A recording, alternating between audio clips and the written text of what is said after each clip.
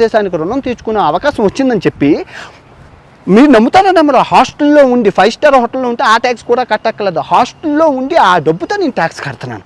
మీకు తెలుసా నేను రూపాయి కూడా కట్టక్కర్లేదు. నేను అన్నది అయినా నేను కడుతున్నాను. ప్రతి ఒక్కరు మన దేశానికి ఇప్పుడు అందరం ప్రతిజ్ఞ చేసామండి, భారతదేశం నా మాతృభూమి, భారతీయులంతా నా సోదరు. నువ్వు ఎవరికి ఇస్తున్నావు ట్యాక్స్?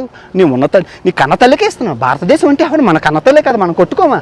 ఇప్పుడు కాదులేండి, ఇన్ ఫ్రంట్ ఇప్పుడు ఈ విదేశాల్లో ట్యాక్స్ కట్టకపోతే భయం ఉంటుంది. AI ఆర్టిఫిషియల్ ఇంటెలిజెంట్ వాళ్ళని వాగొడుతుంది. కానీ భారతదేశంలో అది లేదు. భారతదేశంలో భయం లేదు. ట్యాక్స్ కడితే అలేం చేస్తారు. నేను ఎందుకు కట్టాలి, నాకేంటి, నాకు ఎలా అవుతుందండి? ప్రతి ఒక్కరు ట్యాక్స్ కడితే ఇంకా ఈ నెక్స్ట్ ఇయర్ నుంచి ఆ పప్పులు ఉడకోలేండి. మీరు 10 సంవత్సరాల నుంచి కట్టలేని ట్యాక్స్ కూడా నెక్స్ట్ ఇయర్ వసూలు అవ్వబోతుంది. ఆర్టిఫిషియల్ ఇంటెలిజెన్స్ రాబోతుంది. విదేశాల్లో ఏదైతే ఉందో అది రాబోతుంది. ముందుంది ముసల పండగ. జై హింద్.